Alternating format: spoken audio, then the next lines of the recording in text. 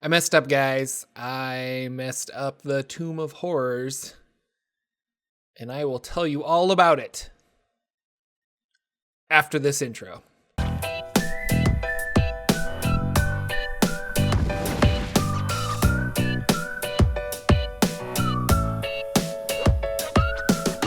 Hey everybody, Jordan here, the PH is silent, and this is part 2 of my Tomb of Horrors experience.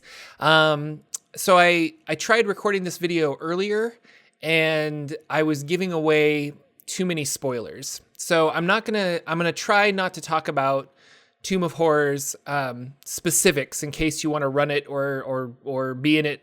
That being said, I will talk about the final fight a little bit because that's kind of the most important part of the part 1 of my Tomb of Horrors video. I was very curious about the end fight, so I will be talking about that. Did I run Tomb of Horrors correctly? Okay. Short answer, no.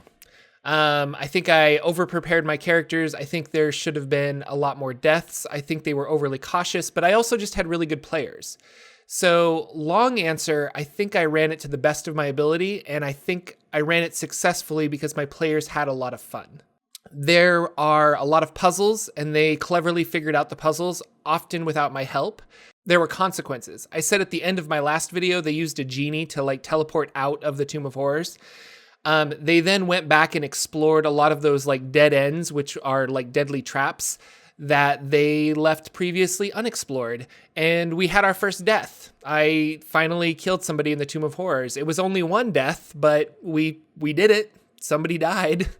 And honestly, I want to talk more about this, but I don't want to spoil Tomb of Horrors like I mentioned earlier. So you should tune into the Saturday Morning D&D Show on Saturday, 9 a.m. Pacific. I'll put the link in the doobly-doo to Solution's Twitch channel, and that's where we're going to have it live. Otherwise, Monday, I'll have uploaded the video of it, and you can watch it then. But I'm going to talk a little bit more about the Tomb of Horrors on that show specifically.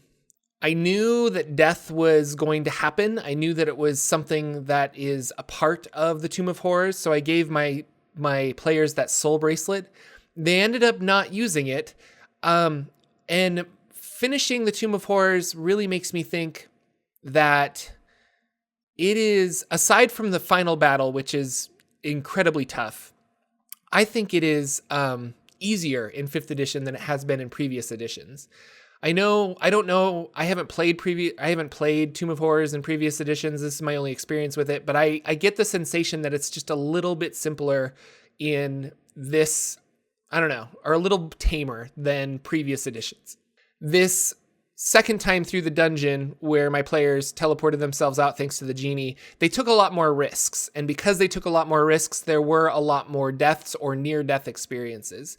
2 of my players failed a saving throw that lowered their intelligence and charisma to 1. So they had a -5 to their rolls for intelligence and charisma.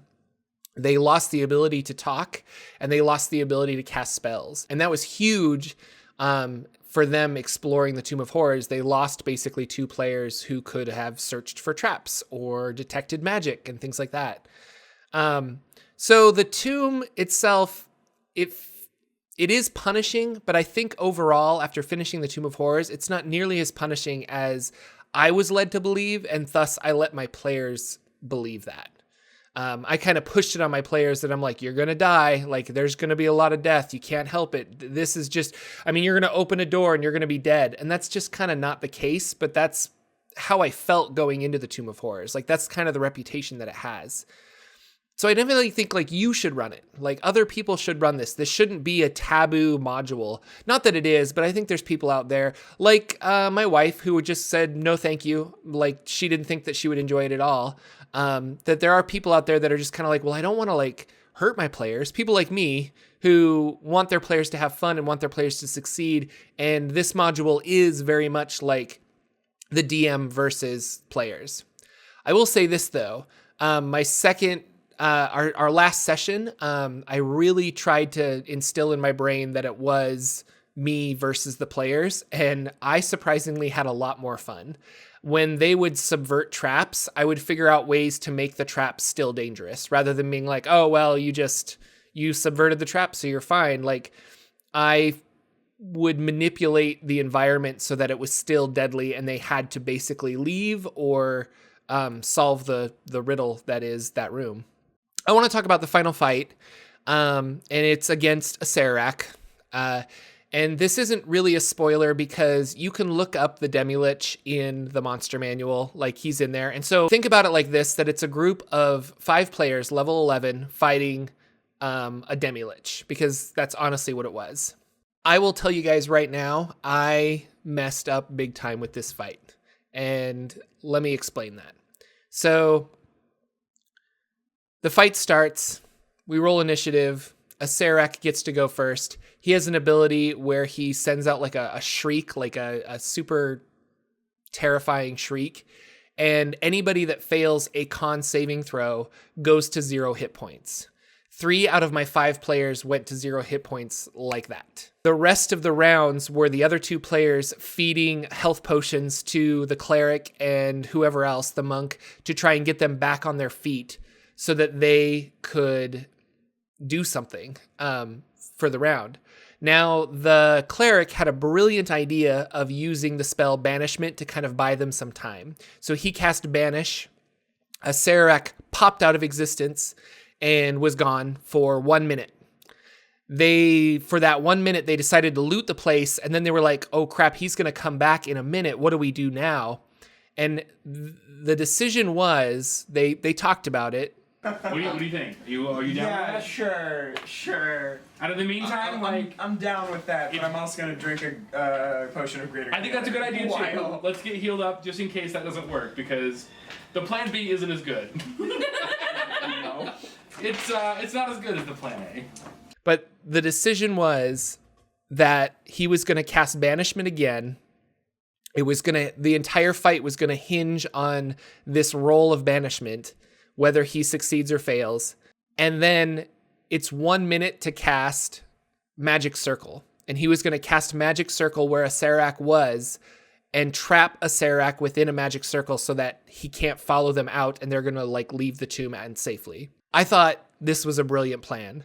And it's one of those situations where their plan came down to a dice roll. So I took the die and I said, I'm going to roll it out here in the open. And this is what happened. I believe it's charisma. Let me double check. I'm going to roll this in front of everybody because this is He must succeed on a charisma saving throw. Okay. What's your DC? 17. Oh, shit.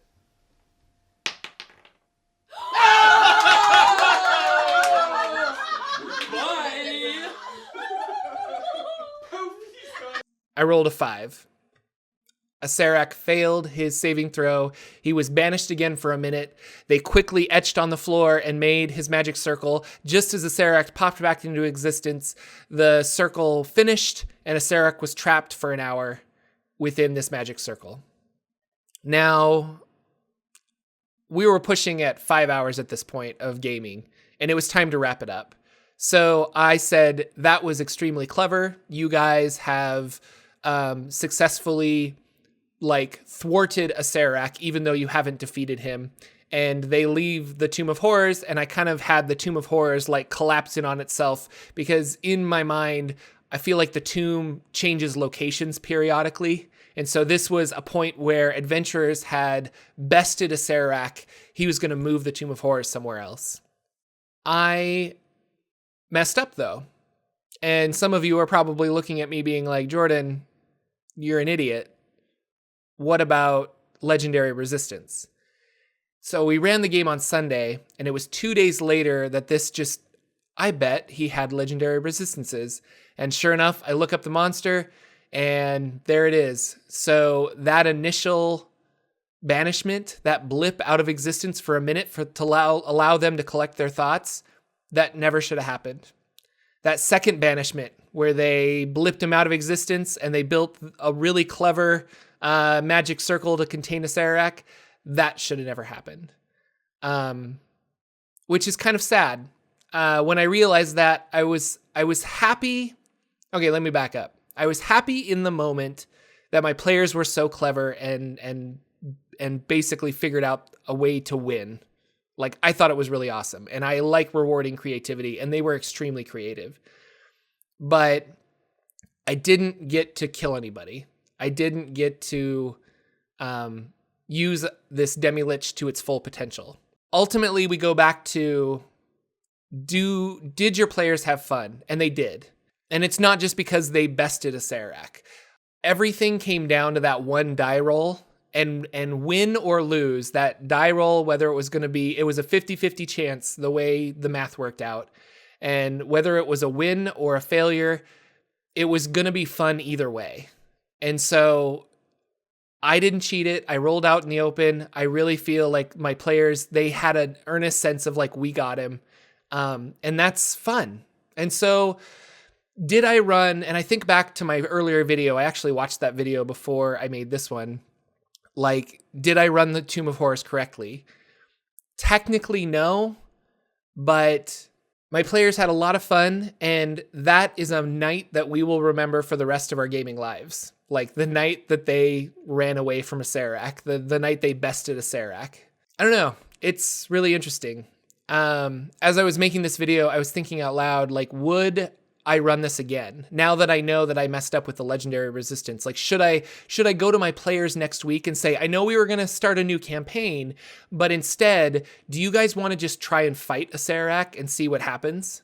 Like, do you want to, all 5 of you, fully rested, no ailments, we'll just go in and we'll just run it right now and see if you guys can win? Because I'm curious if you can do it in just a straight up fight. I don't think they can, which is what I was nervous about in my previous video. But it would be interesting to just kind of danger room it and see if they could survive. Or do we just leave it where it's at, which is also very satisfying? I don't know. It's kind of interesting. Would I run this again? Absolutely. I would 100% run Tomb of Horrors again. I was going to say, like, it needs to be the right group, but I don't even think it needs to be the right group. Like, I think you just have to have the right mindset. Like, it's going to be really tough because I liked that my players took it seriously. Rather than kind of springing it on my players and tricking them so that they die a whole bunch, I liked the fact that they took it seriously and that they were cautious. And I think I would do that again. I really want to run this again. I've learned a lot from this module. I had my players come up to me, one player in particular.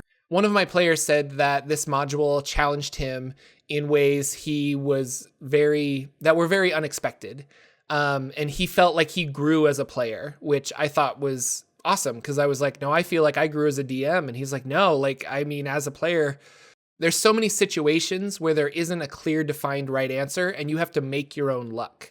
And that's exactly what they did with that final fight against a Serac. So, I don't know. I think a lot of you guys will disagree with the ending, but I'm really satisfied with it, and my players had a lot of fun, so it's kind of like a win-win for me.